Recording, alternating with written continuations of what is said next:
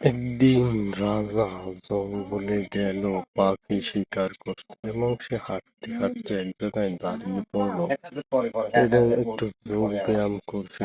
তখন হঠাৎ তিনি ভাবলেন যে আজকে শিকার করবো কোনো হরিণকে। তখন তিনি কোনো হরিণকে শিকার করার জন্য খুব উদ্যোগ করতে লাগলেন এবং তার সামনে কোনো হরিণ দেখতে পাচ্ছিলেন না। তাই তিনি তাদেরকে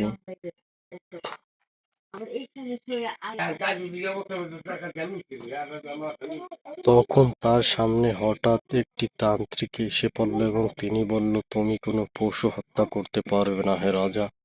তখন রাজা রাগান্বিত হয়ে তার দিকে তেড়ে আসতে চাইল এবং এমনকি তাকে গুলি করার হুমকি দিল, কিন্তু তান্ত্রিক কিছুতেই থেমে থাকলো না। তিনি বললেন, তুমি এখানে পশু হত্যা করতে পারবে না, তাহলে তোমাকে খুব খারাপ পরিণাম ভোগ করতে হবে বলে দিলাম হে রাজা।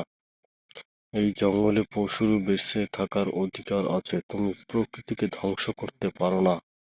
তোমার বিরুদ্ধে তাহলে আমি সব ধরনের অন্যায় কার্যক্রমের ব্যবস্থা নিতে বাধ্য হব এবং তোমাকে অভিশাপ দিয়ে আমি ধ্বংস করে দেব হে রাজা।